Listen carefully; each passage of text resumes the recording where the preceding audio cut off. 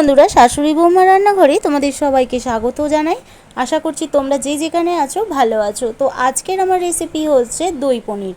দই পনির বানানোর জন্য এখানে লাগছে টমেটো কুচি, পোস্ত, কাজু কিশমিশ ভেজে রাখা, কাঁচা লঙ্কা। আর দেখো তারপরে পেস্ট করে নিয়েছি এখানে কাজু কিশমিশটা যেটা ভেজে গেছিলাম ওটা পেস্ট, কাঁচা লঙ্কা বাটা, টমেটো বাটা, কস্তুরি মেথি পাতা, টক দই নুন দিয়ে ফেটিয়ে রাখা, আর হচ্ছে পোস্ত বাটা। দইটা অবশ্যই কিন্তু নুন দিয়ে ফেটিয়ে রাখবে, তাহলে কিন্তু মশলা কষানোর সময় দইটা কেটে যাবে না। তো তারপরেই দেখো কড়াই তেল দিয়ে দিয়েছি, তেল গরম হয়ে গেলে তার মধ্যে কিন্তু অল্প পরিমাণে লবণ দিয়েছি, যেহেতু পনিরগুলো গায়ে গায়ে না লেগে যায়। তো তারপরে দেখো পনিরগুলোকে লাল লাল করে ভেজে নেবো কম আঁচে। তো দেখো পনিরগুলোকে কিন্তু উল্টে পাল্টে কম আঁচে কিন্তু ভালো করে ভেজে নিতে হবে। তো আশা করছি ভিডিওটি তোমাদের ভালো লাগবে। যদি আমার চ্যানেলে তোমরা নতুন বন্ধু হয়ে থাকো, চ্যানেলটিকে লাইক অ্যান্ড সাবস্ক্রাইব করে পাশে থেকো। তো দেখো আমার কিন্তু পনিরগুলো ভাজা হয়ে গেছে, আমি তেল থেকে এবার কিন্তু ছেঁকে ছেঁকে তুলে নেব। তো তারপরে এখানে গোটা গরম মশলা লাগছে এলাচ, দারচিনি আর লবঙ্গ। আমি এলাচ দুটো ফাটিয়ে নিয়েছি, দিয়ে তেলে দিয়ে দিলাম। তেলে দেওয়ার পর এখানে দেখো একটু গরম মশলাগুলো একটু নেড়েচেড়ে ভেজে নেব। তারপরে বেটে রাখা টমেটোটা দিয়ে দেবো তেলের মধ্যে, দিয়ে টমেটোটা কিন্তু একটু নেড়েচেড়ে ভেজে নিতে হবে, টমেটোর কাঁচা গন্ধটা চলে যাবে। দেখতেই পাচ্ছ টমেটোটা ভেজে নিচ্ছি নেড়েচেড়ে। তারপরে এখানে দিয়ে দেব পোস্ত বাটা। তো দেখো পোস্ত বাটাটা দিয়ে দিলাম, দিয়ে এবার পোস্তটাকেও কিন্তু ভালো করে নেড়েচেড়ে মিশিয়ে নিতে হবে। আর দেখো এখানে দিয়ে দিচ্ছি কাঁচা লঙ্কা বাটা। তো কাঁচা লঙ্কা বাটাটাও কিন্তু ভালো করে মিশিয়ে নেবো। আর নিরামিষের দিনে কিন্তু তোমরা এইভাবে একবার বাড়িতে ট্রাই করতে পারো। তো দেখো এখানে কিশমিশ আর কাজু বাদাম বাটাটা একসাথে ছিল, সেটা দিয়ে ভালো করে মশলাটা কিন্তু একসাথে কষিয়ে নিতে হবে। এখানে মশলাটা কষাতে কষাতে দিয়ে দেবো স্বাদ মতো লবণ।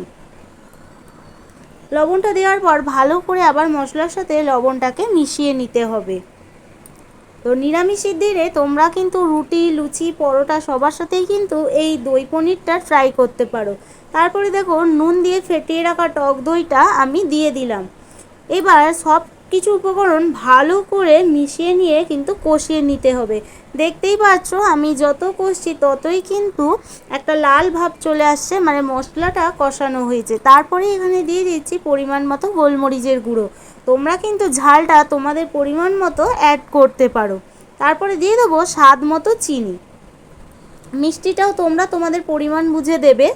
তো দেখো এখানে কিন্তু সব কিছু ভালো করে মিশিয়ে নেওয়ার পর যেই অল্প অল্প পরিমাণে ফুটে যাবে তখনই দিয়ে দেবো সানরাইসের কাশ্মীরি লঙ্কার গুঁড়ো।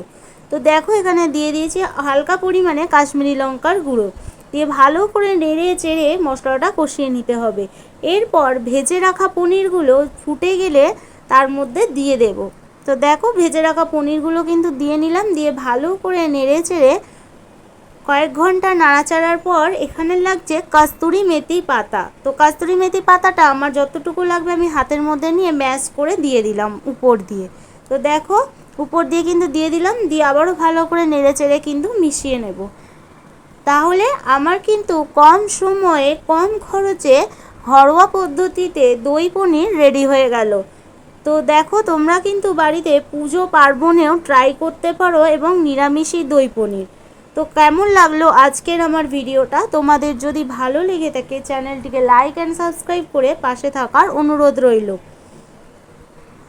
তো দেখো খুব সুন্দরভাবে কিন্তু দই পনিরটা রেডি হয়ে গেছে।